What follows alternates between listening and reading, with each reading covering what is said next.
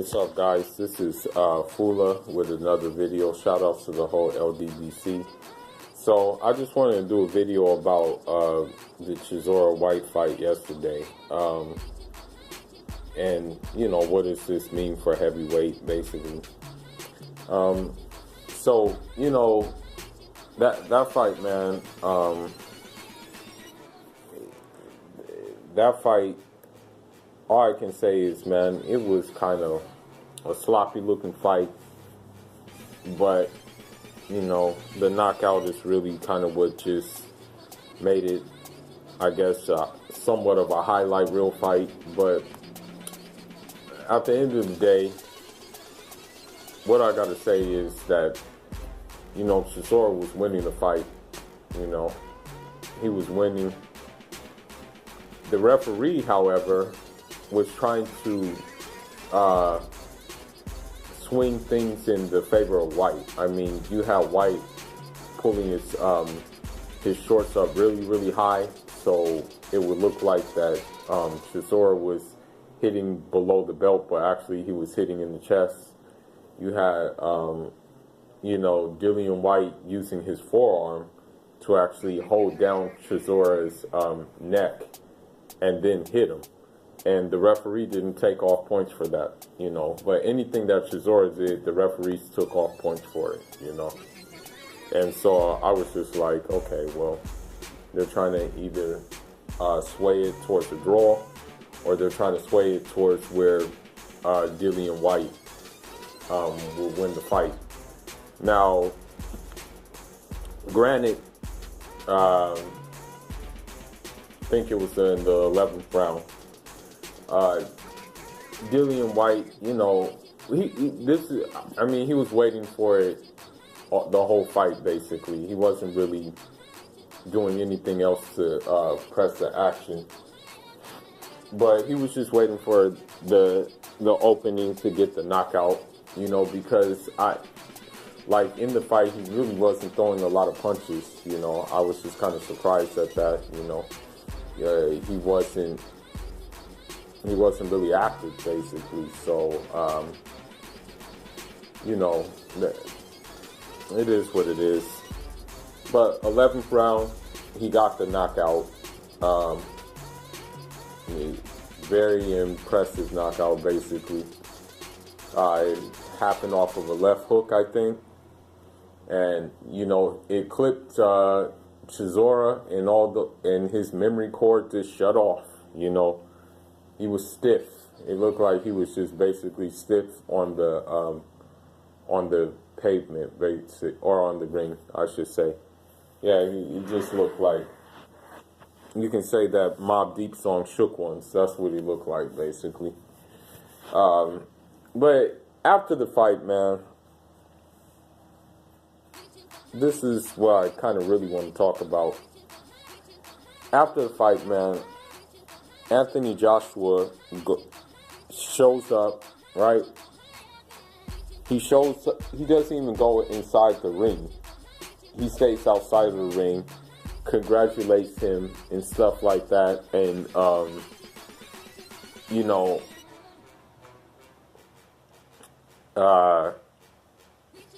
basically, you know, gives him the spiel that is between him or Big Baby Miller in fighting, and you know, Whyte responds back that I'm not gonna wait, or this, that, and the other, and it was just nonsense, man. And then he talked about the fight being made, basically that Whyte he deserves the fight, or whatever the case may be. And again, him saying, if I can't get Deontay Wilder, this, that, and the other. So again, we see the same tactics repeating themselves over and over and over and over again. All I gotta say is Anthony Joshua is he's a joke, dude. Like, seriously. I mean, so you mean to tell me, right? You mean to tell me that you will basically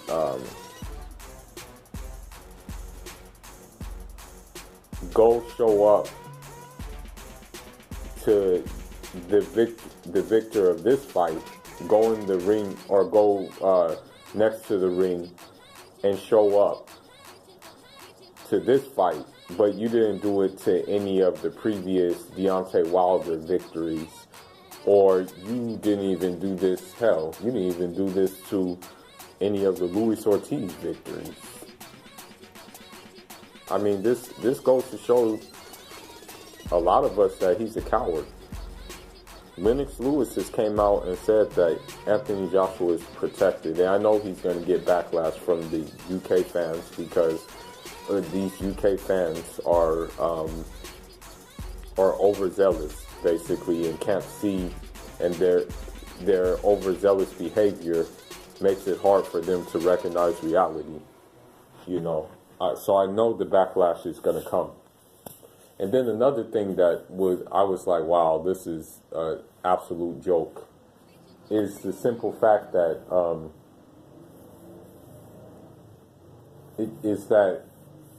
you know, it wasn't even a call out. It was just basically, I don't know what he was trying to do. I don't know what his intention was. And my only thing is, I think his intention was just to stay relevant, basically.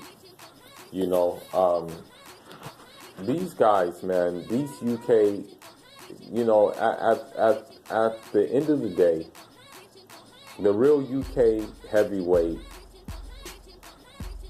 who's basically emulating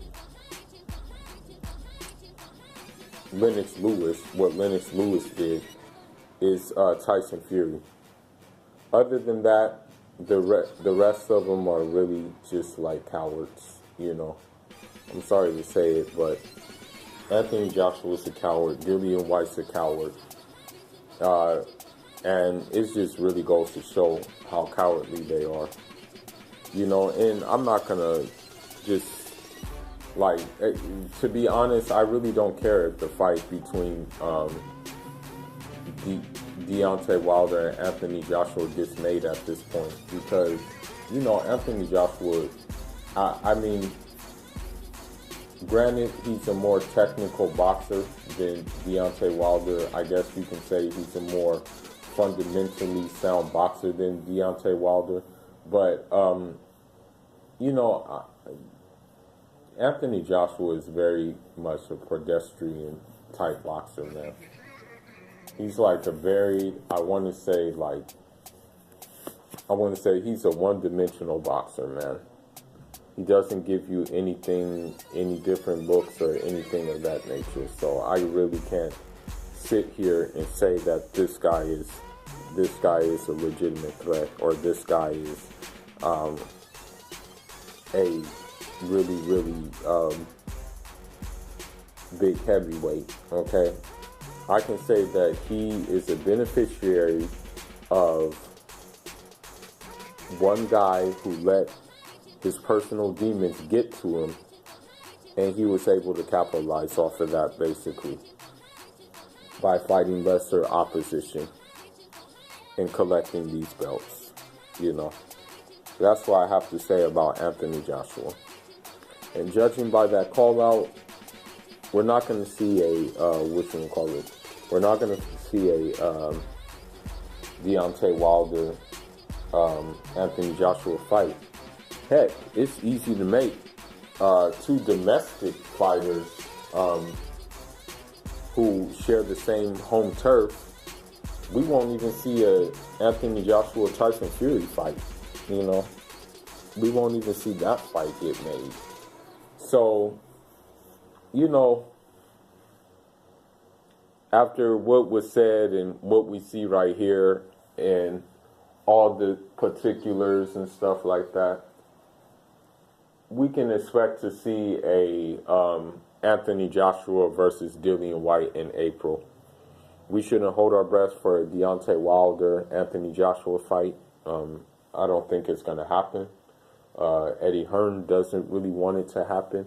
Barry Hearn doesn't really want it to happen. I'll see if I can pull up an interview where actually Barry Hearn is on record saying that, you know, if he can go the whole career without Anthony Joshua fighting Deontay Wilder, then that would be even better. Let me see if I can find the interview real quick. I'm gonna try to look for it. You know, let me see. Okay, let's see. I think this is it. I'm gonna look it up. Just basically stay tuned. Hold on. Let me look for the part. This is Eddie Hearn's father talking. Hold on.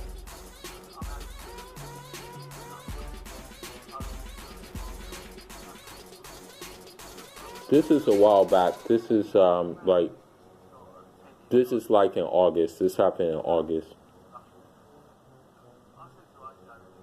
This is Barry Hearn talking. Because he's in charge. I'm happy to be there if necessary, and I'm sure post Fury Wilder, if it happens, would be a good time to talk again. But when you plan a business that's got a 10-year lifespan, you don't rush it. You know, I said to AJ, he asked me my honest opinion. I said, if you told me you were going to retire in 6 months' time, I'd tell you to fight Deontay Wilder now. If you tell me you're here for the long run, I say that fight can only get bigger. And also, you don't take chances. You don't go to the other bloke's backyard when you don't need to. The money is insignificant different. So if it's your personal preference, you would choose for AJ to fight in 2 years' time from now? 2 years would be the maximum. The most likely thing for me would be fall 2019. I think by then, Deontay Wilder's done a very good job of making himself famous on the back of all this AJ and Fury and all that. And that's good news for everybody, because no one knows, or no one knew Deontay Wilder in America. More people know him now. And AJ is unknown in America, largely. And in a year's time, more people will know him. And that fight is an automatic one to be built. And then the money is the difference between 300,000 or 400,000 buys on pay-per-view in America and 1.5 million buys. It's a colossal difference. The UK market is already mature, and we do what we do. And there's not a massive upside because AJ is so big. You can't do more than sell out Wembley. You can't do more than 1.25, 1.5 million pay-per-view buys. So where's your upside? The upside is internationally, as more people know Joshua. We're doing an outstanding job on his international television. And the US pay-per-view. The DAZN operation is also going to be a big plus because the marketing they can bring behind AJ in America will be colossal. So I'm very happy. But look, worst case scenario, if AJ's unbeaten for 10 years and doesn't fight Deontay Wilder, I'll take that. Obviously So there you have it. He's telling you right now, Eddie Hearn's father is telling you how he feels. You know, this is just what it is, man. So if Eddie Hearn's father is saying this, you have to believe that they're going to try to execute this plan. You know, but the problem is time is not on their side right now, especially with this DAZN. You know, but I mean, AJ, man, he's gonna fight one of them. He's gonna fight Gillian Whyte, or he's gonna fight Big Baby Miller. So anything about him fighting Deontay Wilder, we can just pretty much forget about. It's not happening. We see by his actions and by his ring thing that he doesn't want it to happen. I mean, in the past, he even asked people not to have Deontay Wilder step into the ring. You know, that's how, after his fights, that's how much of a, like, chicken he is, you know. And as a guy who has, you know, family doing business in Nigeria and stuff like that, and whatnot, I mean, the mascot for the Nigerian soccer team is the eagle, but they say, you know, although soccer and boxing is different sports, they call Anthony Joshua a super turkey, you know, because he is a turkey, man. This guy is a turkey, bro. And, you know, from what I saw from this fight, the whole fight and stuff like that, I just will say that, you know, I feel bad for UK fans because UK fans are very, very accustomed to these lower level, not quality fights. But that's all I got for now, guys. Leave your thoughts, your comments. Let me know what you make of the whole heavyweight picture over there. You know, that's all I got for now, guys. Enjoy.